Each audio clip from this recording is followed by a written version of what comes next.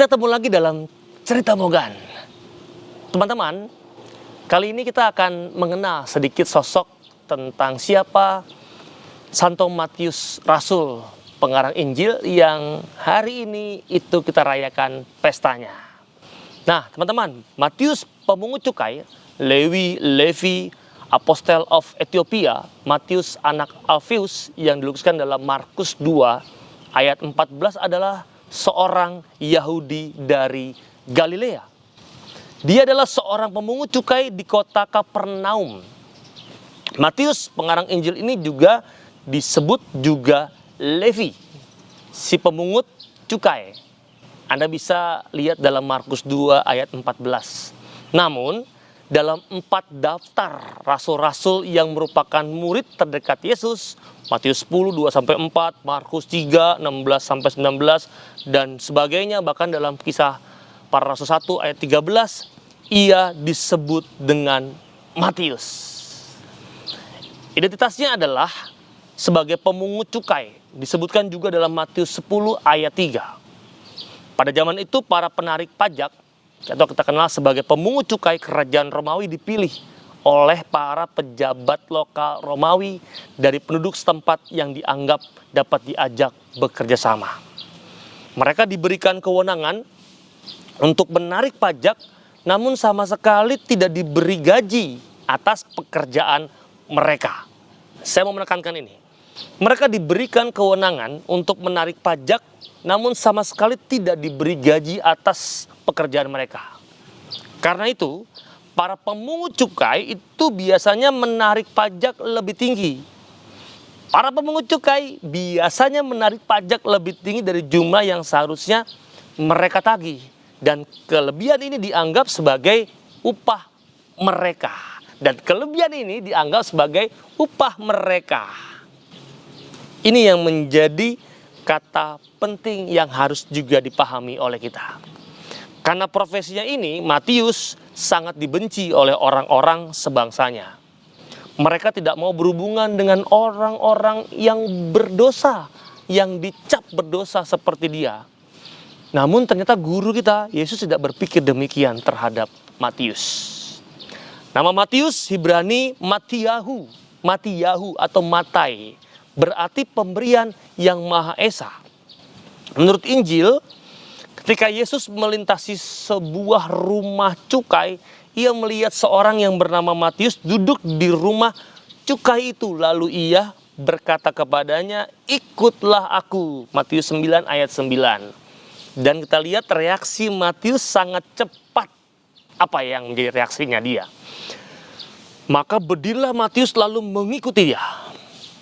Sebagai murid dan rasul, dia sejak saat itu mengikuti Kristus, menyertainya sampai saat sengsara dan juga wafatnya. Matius adalah salah satu saksi dari kebangkitannya. Dia juga di antara para rasul yang hadir di Yesus naik ke surga. Di Yerusalem ia ikut berdoa dalam persatuan dengan Maria, Bunda Yesus, dan dengan para rasul yang lain. Dan ingat, pada saat Roh Kudus turun di atas mereka. Dan kisah hidup Santo Matius selanjutnya itu ternyata kurang jelas. Kita hanya memiliki data yang tidak akurat atau hanya berupa legenda-legenda. Dan Santo Irenaeus mengatakan bahwa Matius memberitakan Injil di antara orang-orang Yahudi. Santo Clemens dari Alexandria menguatkan pernyataan ini dan mengatakan bahwa Matius merasul di kalangan orang-orang Yahudi selama 15 tahun. Lalu ia pergi mewartakan Injil ke negara-negara yang lain. Hampir semua menyebutkan bahwa Matius pergi ke Ethiopia di selatan Laut Kaspia, bukan Ethiopia di Afrika. Dan di beberapa wilayah kerajaan Persia dan juga kerajaan Parsia, Makedonia dan juga Suriah.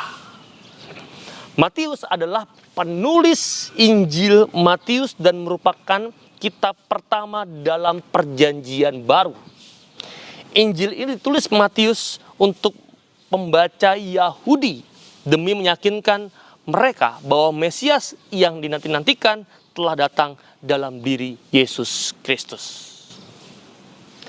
Teman-teman, memang ada ketidaksepakatan mengenai tempat kemartiran Santo Matius dan penyiksaan yang menyebabkan kematiannya. Tidak diketahui dengan pasti apakah ia menjadi martir dengan cara dibakar, dirajam, atau dipenggal. Di dalam buku The Martyrologi Romawi hanya tertulis Santo Matius Rasul menderita kemartiran di Ethiopia. Dan teman-teman terkasih, Gereja Latin merayakan pesta Santo Matius pada tanggal 21 September dan Gereja Yunani pada tanggal 16 November. Dan Santo Matius digambarkan dengan simbol seorang pria yang bersayap. Keren ya, membawa tombak di tangannya sebagai lambang karakteristik. Dan salah satu karya seni yang menggambarkan panggilan Matius adalah lukisan Michelangelo Merisi da Caravaggio yang diselesaikan ternyata pada antara tahun 1599 sampai 1600 untuk kapel Contarelli yang berada dalam gereja San Luigi dei Francesi di Roma. Dan sampai sekarang masih tergantung di sana. Konon pada saat mudanya Paus Fransiskus itu sering mengunjungi kapel di mana lukisan ini berada dan mengkontemplasikan panggilan Matius melalui lukisan tersebut. Teman-teman, itulah kurang lebih tentang sosok Santo Matius, Rasul dan pengarang Injil yang kita rayakan pestanya hari ini. Semoga biografi singkat ini sungguh membantu Anda untuk mengenal siapa yang Anda rayakan hari ini sebagai pesta yang sungguh mulia. Semoga terbantu. Saya Romo Gandhi, kita ketemu lagi dalam Cerita Mogan yang berikutnya. Salam.